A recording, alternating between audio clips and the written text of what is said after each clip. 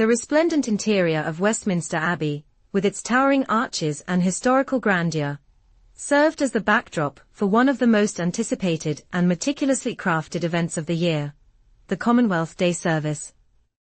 This service, held annually, is a beacon of unity, where the British royal family assembles to celebrate the Commonwealth's shared history, values, and vision. Yet, in the midst of the carefully choreographed pageantry, there were moments and omissions that spoke volumes to those attuned to the royal family's every move. It is in these subtleties that the real drama of the monarchy unfolds. What was meant to be a day of unity, reflection, and national pride became, in the eyes of some, a stage for silent tension, hidden power dynamics, and whispered messages. It was a moment where what didn't happen seemed to matter more than what did. Every gaze, every gesture, and every silence felt charged with meaning. The royal family, known for their impeccable sense of decorum, seemed to subtly tip their hand, revealing emotions and politics that have long been veiled in secrecy. The eyes of the world were on King Charles as he entered Westminster Abbey. The seasoned monarch, still navigating the complexities of his newly inherited role, carried himself with his characteristic grace. As the first monarch to preside over the Commonwealth Day service since his ascension to the throne, his presence was symbolic of the continuity of the crown. In a rare moment of familial warmth, he embraced his eldest son, Prince William, with a kiss on the cheek, an intimate gesture that spoke of affection and fatherly pride.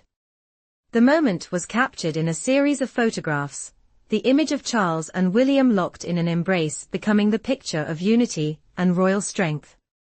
But as the crowds and cameras turned their attention to Catherine, Princess of Wales, the dynamics seemed to shift. Catherine, poised as always, stepped forward to greet her father-in-law with the same grace she exhibits in all her public appearances. A radiant smile lit up her face, and she performed a courteous curtsy, a timeless gesture of respect and reverence within the monarchy. Yet, there was one thing missing, a kiss. There was no tender gesture, no physical display of affection shared between the king and his daughter-in-law. To the untrained eye, it might have seemed like nothing more than a formal exchange, a product of the structured environment of a royal event. But for those who follow the inner workings of the monarchy closely, the lack of such a gesture between the king and Catherine felt like a deliberate omission, a quiet signal of a relationship that, despite its outward warmth, remains distant and tinged with complexity. Catherine's greeting was undoubtedly respectful, her curtsy a nod to tradition, her smile a sign of poise. But one couldn't help but wonder, why, in this moment of great public display, was there no kiss shared between them? Was this a deliberate choice to adhere to formality, or was it a subtle power move, an indication of the delicate balance of royal relationships that are often more fractured than they appear? The tribute that never came, a shocking omission on International Women's Day. The absence of an affectionate exchange between the king and Catherine was not the only surprise to come from the royal family's recent engagements.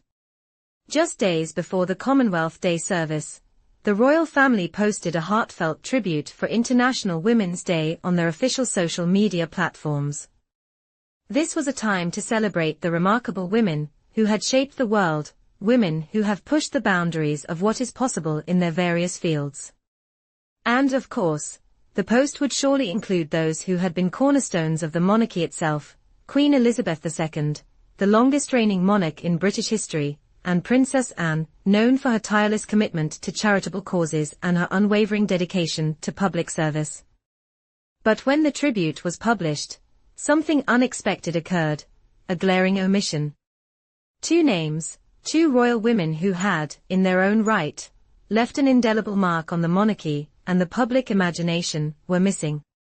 Neither Catherine, Princess of Wales, nor the late Princess Diana appeared in the tribute. These two women, beloved by millions for their grace, their compassion, and their deep connection to the people, were conspicuously absent from a post that should have been made for them. The backlash was immediate. Fans, royal followers, and commentators flooded the comments section with confusion and anger. How could the royal family forget such prominent figures? Was this an innocent oversight, or was it a deliberate slight? In the case of Princess Diana, the omission was particularly egregious. Diana, who had been a beacon of charity and compassion, who had used her royal platform to speak for the marginalized, had become a beloved icon in the hearts of many, far beyond the confines of British royalty. And her legacy, despite her untimely death, still loomed large. Catherine, the current Princess of Wales, often honored Diana's memory through her own charitable endeavors and public appearances. It felt, to many, like an erasure of the very women who had shaped the modern monarchy into what it is today. But Catherine remained silent. She refrained from addressing the controversy, choosing instead to focus on her own way of honoring inspiring women. Alongside Prince William, Catherine paid tribute to women they had met throughout the year, women who had faced adversity and triumphed over hardship. A Holocaust survivor, a young photographer, who had tragically passed away from cancer, and several other unsung heroines from various walks of life.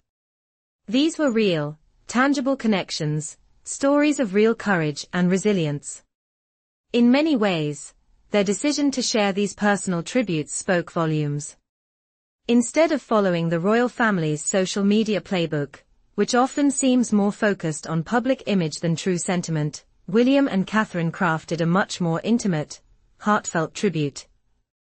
It was a quiet rebellion against the calculated optics of the royal family's official communications, a subtle message that they would continue to honor those who had personally impacted their lives, rather than adhering to a protocol of exclusion.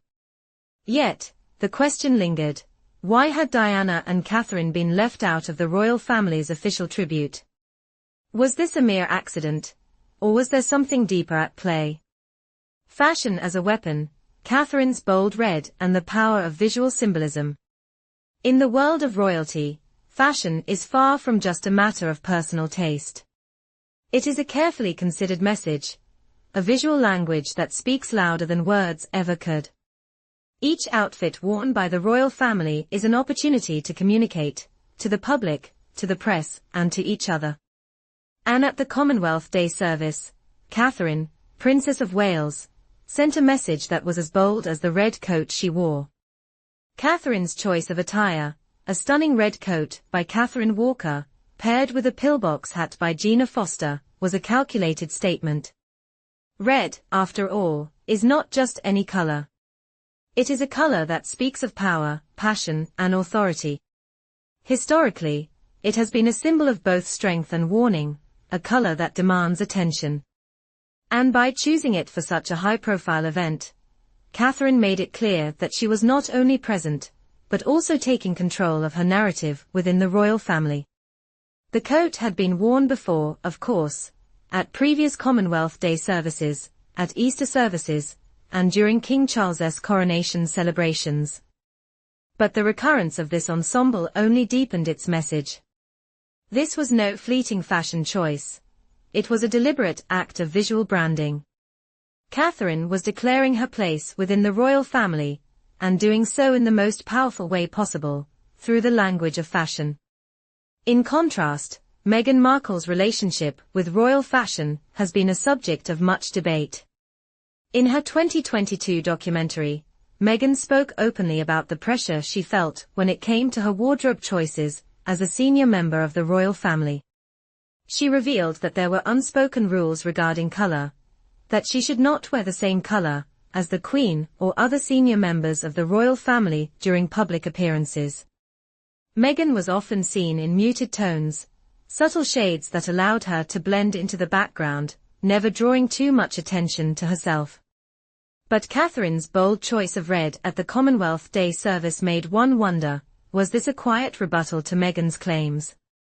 Was it a statement of individuality, a declaration that Catherine would not be confined by the same invisible restrictions? Or was it simply Catherine's way of reclaiming control over her narrative, a reminder that she is now the one who sets the tone within the royal family? Beyond the fashion statements, the social media posts, and the public gestures, the most important message to emerge from the Commonwealth Day service was the royal family's resilience. It had been a difficult year for many members of the family. The king, having ascended to the throne after the death of Queen Elizabeth II, had faced his own health battles. And Catherine, Princess of Wales, had quietly battled cancer, taking a step back from public duties to focus on her recovery. Both the king and Catherine had been absent from the previous year's service due to their health issues. Their return this year, appearing together in public for the first time since their respective diagnoses, was a powerful symbol of recovery. But even as they rejoined royal duties, there remained an undercurrent of questions. Would Catherine's role within the monarchy shift as she resumed her duties? How would King Charles's reign evolve in the shadow of his health battles? Their absence from last year's event had left a significant void. But their return, together, resilient, sent a message that the royal family was, indeed, moving forward. The monarchy, much like the individuals who serve it, has always been a symbol of endurance. And so, as the royal family took their places at Westminster Abbey, they knew that the public was watching. And though many of the gestures and omissions may have been subtle, the implications were clear. The monarchy is evolving. The relationships within the family are changing, and with it, the very fabric of the institution itself. As the Commonwealth Day service drew to a close, the royals retreated from the public eye, their faces serene and composed, yet their actions revealing much more than mere public duty.